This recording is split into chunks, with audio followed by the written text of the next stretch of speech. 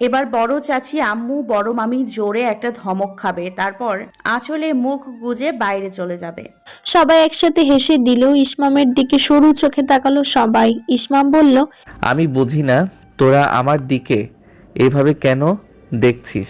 আমি কি কখনো তোদের বলেছি আমি তোদের থেকে আলাদা কিছু? এটা তো প্রায়ই হয়ে থাকে। তোদের মতো আমারও মুখস্থ, খালি তোদের মতো ছাগলামি করতে পারি না বলে তোরা আমাকে ভিন গ্রহের প্রাণী হিসেবে আখ্যায়িত করতে থাকিস। সবাই আবার হেসে ফেলল। আজরা বিড়বিড় করে বলল, আহারে, তা কেন হবে? আপনি তো এই গ্রহের হাফ মেন্টাল। সব জানেন বোঝেন, শুধু একটা এক্সট্রা অ্যাটিটিউডে চলেন যেন সবার আলোচনার মধ্যমণি হতে পারেন। নায়ক হওয়ার শখ আপনার। তাদের কথা অনুসারেও হলো তাই। তাকদীরজামানের মস্ত বড় এক ধমকে উপস্থিত সবার আত্মা কেঁপে গেল। সরলা বেগম রাগে অপমানে আঁচলে মুখ চেপে নিজের স্থান ছেড়ে চলে গেলেন। তাকদীরজামান রাগে গজরাতে গজরাতে ওপাশে ফিরে বললেন, বোকা মহিলা মানুষ নিয়ে আমার হয়েছে যত জ্বালা। বল এবার, আমি ওকে পরে দেখছি। আসলে বিয়ে সংক্রান্ত সব অনুষ্ঠানে আমাদের বাচ্চারা যেন আনন্দ করতে পারে সেই ব্যবস্থাই করছি। ঠিক আছে ভাইজান, অনেক ধন্যবাদ। ছোট চাচ্চুর বিয়ে, ফাইনালি ছোট চাচ্চুর বিয়েটা সম্পূর্ণ অনাকাঙ্ক্ষিত ছিল। তুমি ঠিক বলেছ নাবিল ভাই, যাক বোনাস হিসেবে ছোট চাচুর বিয়ে খাওয়া যাবে। কি মজা, কি মজা। আমার পরীক্ষাও মহেন্দ্র ক্ষণে শেষ হয়েছে। ইসমামেরও মনে মনে ছোট মামার জন্য ভালোই লাগছে। অবশেষে তার মামা বিয়ের সিদ্ধান্ত নিয়েছে। একটা ভবঘুরে মানুষ যে এত দৃঢ়তার সহিত ভালোবাসতে পারে জানা ছিল না। ইসমাম একবার অতি উৎফুল্ল আজরাকে দেখলো, অতঃপর চোখ সরিয়ে নিল। আজরা সানা সবাই রেডি হচ্ছে সিলেট যাওয়ার জন্য। তাকদীর সাহেবের উদ্যোগে নিজস্ব গাড়ির ব্যবস্থা করা হয়েছে। তাকদীর সাহেবের রেন্টে কারের ব্যবসা আছে, সেখান থেকে দুটো গাড়িতে করে সবাই যাবে। ইয়াকুবও এসেছে। আজরা রেডি হয়ে বেরিয়েছে। পরনে তার গাঢ় বেগুনি রঙের থ্রি পিস, মাথায় ওড়না জড়িয়ে নিয়েছে। আজরা তার ছোট মামা যে গাড়িতে যাবে সেখানে যেতে চেয়েছিল, কারণ তিনি বেশ রসিক মানুষ। তবে কোথা থেকে তার বড় চাচা এসে আজরাকে অতিক্রম করে পেছনের সারির জানালার ধারের সিটে দুম করে বসলো। পরের গাড়িতে সবাই যার যার মতো বসে পড়েছে, শুধু সানার পাশে জায়গা খালি ছিল, তাও আবার দুজনের মধ্যে বসতে হবে। খুবই বিরক্ত লাগছে, তবু আজরা বসে পড়ল। আর এক পাশে সানা, আরেক পাশে নাবিল। নাবিল হুট করে না বলে উঠে গেল। বাহিরে ইসমামের সাথে দাঁড়িয়ে কি যেন কথা বলছে। ওই, তুই গাড়িতে যাবি না কেন? তুই ওই গাড়িতে যা, সম্ভবত বড় মামা ওখানেই আছে। আমি যাওয়ার সাথে সাথে চোখ বুজে ফেলেছে, বরং আমি ওদের সাথে এই গাড়িতে যাই। তুই ওখানে গেলে তোর কোনো সমস্যা হবে না তো? আরে না ব্রো, ঠিক আছে। আমার আজরা বুসিকে দেখে রাখিস, ও কিন্তু বমি করতে পারে। ঠিক আছে। আজরা এতক্ষণ কথায় এত ব্যস্ত ছিল যে কখন ইসমাম তার পাশে এসে বসেছে তার কোনো ধ্যান নেই। আজরা বসে বসে একটা বড় সড়ো প্ল্যান করছিল। ও আর সানা মিলে সব ভাইদের কাদা পুকুরে ধাক্কা দেওয়ার চিন্তা করছে। সানা ইসমামের দিকে তাকালেই সে তাকে হাতের ইশারায় চুপ করতে বলে। শোন, সব ভাইয়াদের সেখানে ডেকে নিয়ে ধাক্কা দিব, বুঝলি? বিশেষ করে ইসমাম ভাইকে, ওনার তো সুচিবাই আছে। তারপর যখন গোসল করতে যাবে তখন ওই পাশে বন বিচুটি পাতাগুলো আছে না, সেগুলো ভালোভাবে তার তোয়ালেতে মাখিয়ে দিব। খুব মজা হবে, বুঝলি? সানা একটা কথাও বলল না, শুধু তাকিয়ে রইল। তা বন বিচুটি মাখলে আমার তোয়ালেতে একা কেন? তোমারটাতেও মেখে দেব, কেমন? তুমি আমার আত্মার আত্মীয় হও না? আজরা ইসমামের দিকে তাকালো। চুরি ধরা পড়ার কারণে কিছুটা থতমত খেলো, একটা শুকনো ঢোক গিলল। আমি তো আপনার কথা বলিনি।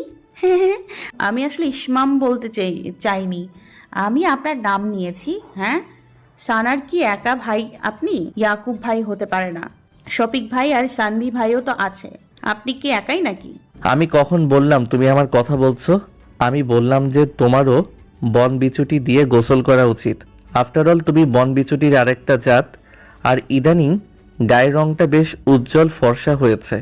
কয়েকদিন বন বিচুটি দিয়ে গোসল করলে গায়ের রংটা আবারও আগের মতো লালচে হয়ে যাবে, তখন দেখতে বেশ সুন্দর লাগবে। কেননা তোমার ওই গায়ের রংটাই আমার বেশি পছন্দ। আজরা বুঝলো চুপ থাকাই ভালো, একটা ভেংচি কেটে তারপর ওদিকে ফিরলো। তারা বিকেলের দিকে রওনা হয়েছে। সিলেট যেতে 6 থেকে 7 ঘন্টা লাগবে, অর্থাৎ যেতে যেতে ভোর হবে। রাস্তায় জ্যাম থাকলে এর থেকেও বেশি সময় লাগতে পারে, তবে আজকে বুধবার জ্যামের সম্ভাবনা কম। আজরা, সানা, ইয়াকুব মিলে বকবক করছে।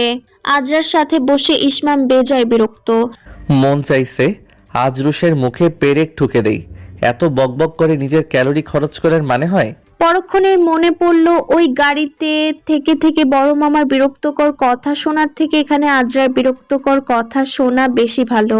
রাত 9টার দিকে একটা রেস্টুরেন্টের সামনে তাদের গাড়ি থামলো। রেস্টুরেন্টে ঢুকতে ঢুকতে হলো এক বাজে কাণ্ড। হঠাৎ করে পাশে হেঁটে চলা কারোর সাথে আজরার ধাক্কা লাগলো।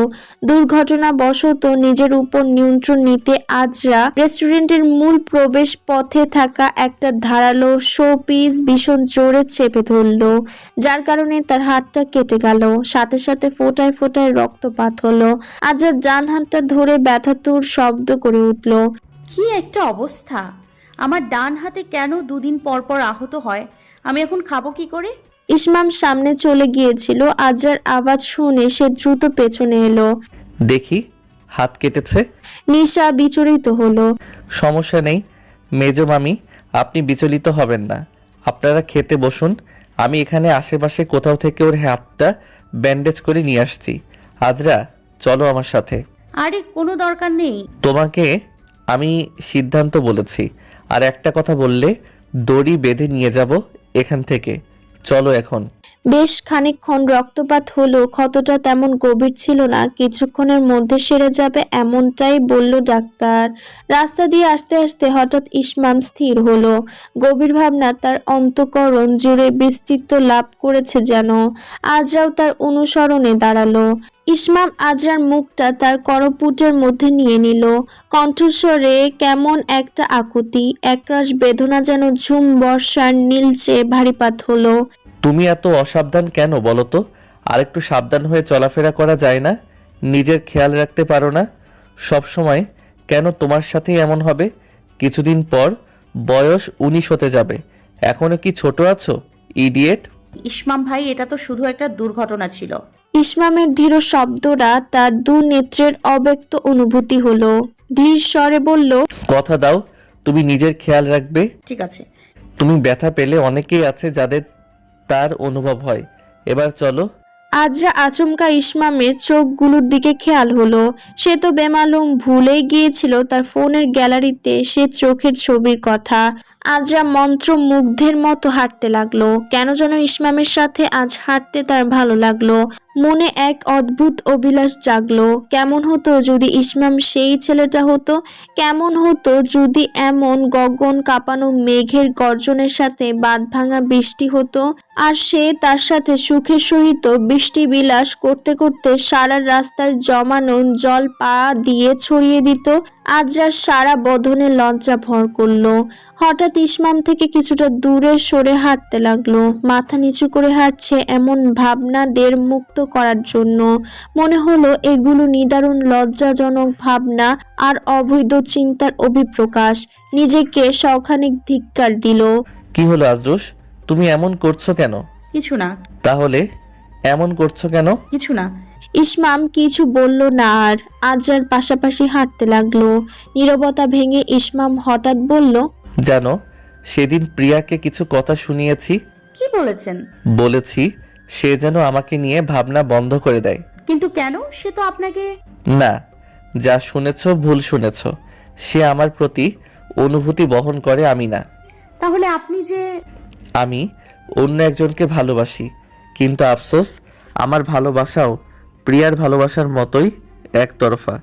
অপরজনকে বলার না আছে সুযোগ, আর না আছে বোঝানোর ক্ষমতা। খেতে গিয়ে বাঁধলো আরেক বিপত্তি। সবাই খাওয়া শুরু করে দিয়েছে। আজরা হা করে দেখছে। নিশা বেগম শুধু বসেছিল। তিনি এগিয়ে আসতে চাইলে ইসমাম বলল, মামি আপনি খান, আপনার চিন্তা করতে হবে না, আমি আজরাকে খাইয়ে দিচ্ছি। ইসমাম বেশ আগ্রহের সহিত বলল বিধায় নিশা মানা করলেন না। আজরার চক্ষু চড়ক গাছ, এত ভালো ব্যবহারে তার বদহজম হবে নিশ্চিন্ত। মনে মনে বলল, পরীক্ষার ফলাফল দেখার পরেই আপনি আমাকে বিষ খাইয়ে মারবেন মনে হয়। সে আজরাকে নান রুটি দিয়ে সবজি খাইয়ে দিল। আজরা আজকে চুপচাপ, কোনো কথা বলছে না। গাড়িতে সানাকে মাঝখানে দিয়ে আজরা জানালার কাছে বসলো। ঢুলতে ঢুলতে কখন ঘুমিয়ে গিয়েছে খেয়াল নেই।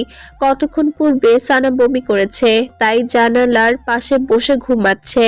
ইসমাম একটা পাতলা চাদর এনেছিল, সেটা সানার গায়ে জড়িয়ে দিল।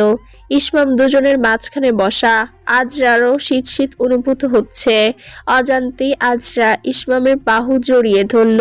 তার কাঁধে মাথা রেখে ক্রমাগত উষ্ণ নিঃশ্বাস ফেলতে লাগলো। ইসমাম বারবার বিরক্ত হচ্ছে।